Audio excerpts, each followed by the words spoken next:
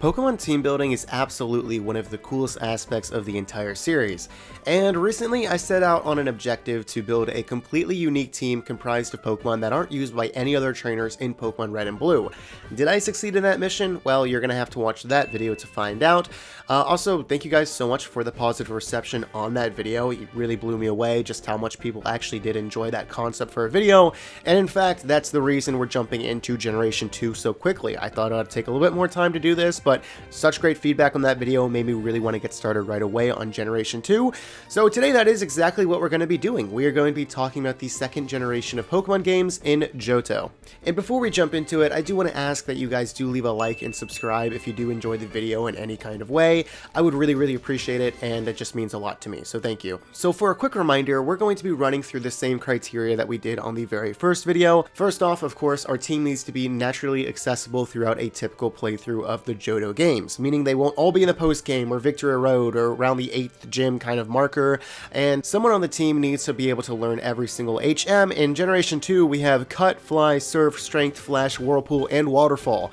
It's a noticeable amount more than Generation 1 HMs, and that really sucks, but we definitely worked around that. The second thing is that there cannot be any overlapping types on the team, and this also does include normal type as well, as a lot of flying type also happen to be normal type, and I was really tempted to overlap on normal types, but I put my foot down and I said no, we're not going to overlap at all, and thankfully we definitely do not. Another weird rule that a lot of people seemingly did not mind at all was the color criteria. Basically, we cannot have two Pokemon on the team that are comprised of the same dominant color. For example, we can't have two blue Pokemon even though one's a water type and one's just not. So of course this is kind of a weird rule, but it is one we are rocking with for this series.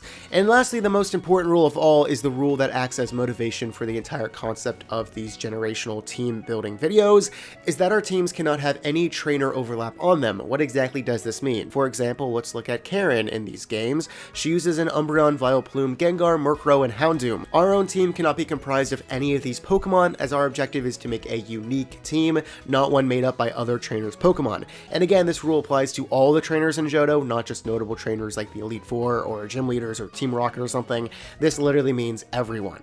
Also, you guys may not have noticed, but we have actually not mentioned which games we're even going to be creating a team around. Well, originally when I started working on this video, the goal was to build a team that would work for every single game in the second generation, meaning Gold, Silver, and Crystal. However, I quickly realized that our team would work way better if we just picked a singular game and stuck to that. Of course, I'm talking about Pokemon Crystal. Now, there are a couple reasons for this decision, such as the multitude of weird, subtle differences in the game, such as different Pokemon and different routes, and even little trainer differences of locations and Pokemon they use that makes it a little bit more difficult to kind of build a cohesive team that would work for all three. Also, the weird exclusive Pokemon that are native to each of those own games is a very messy, complicated list, so I think it's better if we just look at one and stick to it. And of course, last but most certainly not least, Crystal is like the definitive version of Johto in Generation 2, so I don't know why we would go back and play Gold and Silver when Crystal is literally right there. It just seems like it doesn't really make sense to play those. Why would we play Gold and Silver when Crystal exists? But at the same time, I do understand why there would be some complaints about this criteria, so I apologize if you guys were looking for a guide that would fit all three games, but unfortunately today we're focusing on Pokemon Crystal. Okay, and with all that out of the way, we're gonna go ahead and get started and pick ourselves a starter for our unique team. Now, when I first started doing research for this video, I was feeling fantastic when it came to the starters. For Alligator, Meganium, and Typhlosion are all exclusive Pokemon to both you and your rival, and of course if you pick one, your rival is not going to use that Pokemon, so I was feeling great. And then I ran into this dude named Cal. Yes, this guy appears in the Viridian City at the very late game in something called the Trainer House. This guy uses all three Johto starters at level 50. He uses a Feraligatr, a Meganium, and a Typhlosion. So immediately I was like, oh, we're screwed. We cannot use any of the three starters. That really sucks.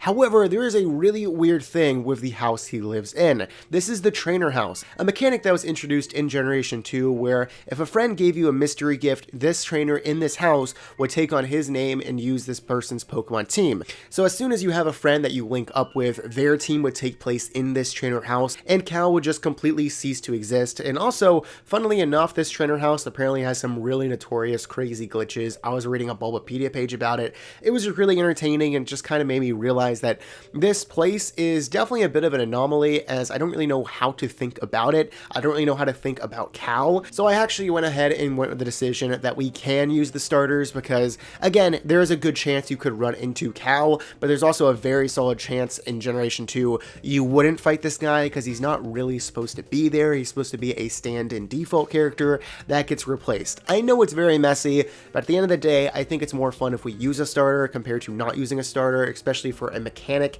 And also, if we didn't use a starter Pokemon, the go-to backup Pokemon I had in mind is Sunflora. I don't think anyone wants to use a Sunflora, so yeah, I think you guys can kind of agree that we're going to go ahead and rock with a starter. But of course, we're going to have to pick one, and for this unique team, we're going to be going with Cyndaquil. Not only is Typhlosion a fantastic Pokemon, but when we are looking at the list of other viable Johto Pokemon that we can make a team out of, this is the only fire type on that entire list, which I think makes him a pretty natural choice to be our first Pokemon and then continue from here on out. And the next Pokemon we're going to be using on our team is a very early game encounter, and no, it's not a Sentret or a Hoothoot or something, but rather a Phanpy. Yeah, believe it or not, Phanpy can be found extremely early on Route 46 with a 2% encounter rate in the mornings.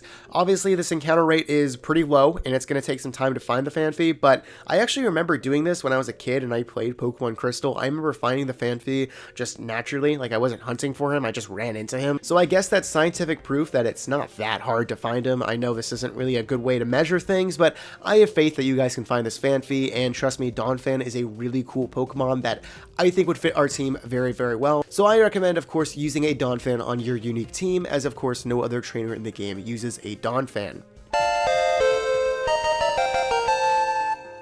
The next encounter is not really much of an encounter at all, but really more of a hatch. Yeah, of course we're talking about the Togepi in the egg that you receive in Violet City just after beating Faulkner. I don't really love the idea of using Togetic in Generation 2 as it cannot yet evolve into Togekiss, and it's not the best Pokemon, but it's definitely not bad. And really there's only one other option of a flying type we could go for on this team, and that would be Skarmory, and obviously Skarmory is cooler, but he's very late game around the 8th gym time, and he unfortunately does share a typing with a Pokemon that we're going to be catching here pretty soon, and a Pokemon that I think you guys are definitely going to want to use on your team. So of course we're going to be using a Togetic in this playthrough, and I honestly don't think it's that bad. I think it actually could be pretty fun.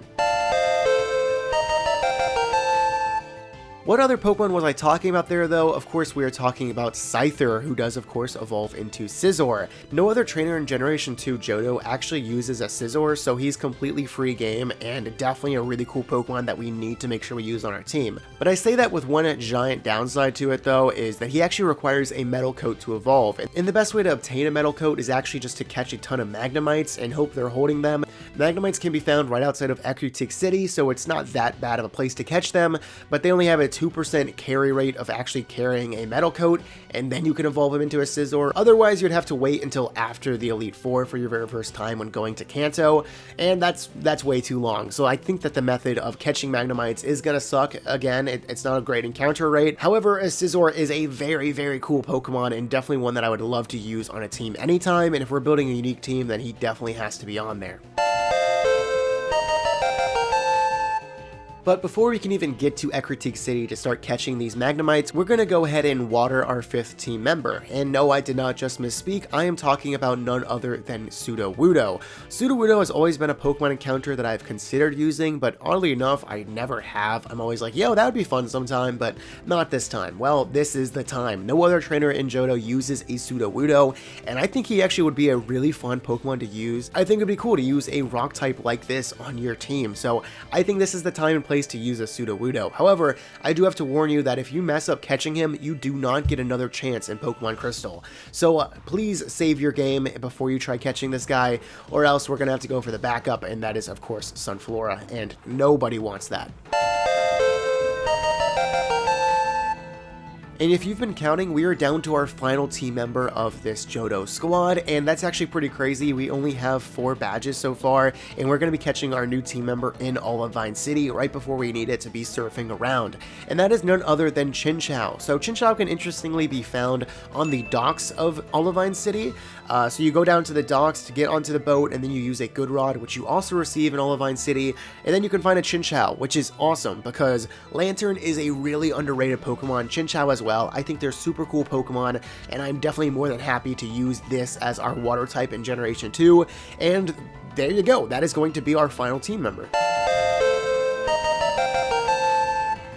And with 4 badges, we have ourselves a full team of 6 Pokemon. And it's actually kind of crazy to think about that we have a team this completely unique so early on in Generation 2, and I think also that this team is pretty interesting. You know, we have a Scizor, a Dawnfan, a Typhlosion, really powerful Pokemon, and then more unique Pokemon to use. I like using Lantern. I've always wanted to use a Sudowoodo. Togetic might be the kind of oddball of the entire group, as I'm not thrilled about the idea of using a Togetic. I mean, it knows Metronome, and that's a really fun move, so you can have a lot of fun with that throughout your playthrough, and I think that's definitely a ton of fun. So there you go. That is going to be our final team of 6 Pokemon, and just to state the obvious, if you guys watched my first video on Pokemon Johto, you'll compare these two teams, and you'll probably realize pretty quickly that the Johto team is stronger, and I think that is by nature of the regions. I think Johto is a stronger Pokemon region in terms of stats than Johto, and I think that's kind of unfortunate, but it also does make Johto a very unique and very charming region. I love going back to Generation 2, especially on the Game Boy Color aesthetic.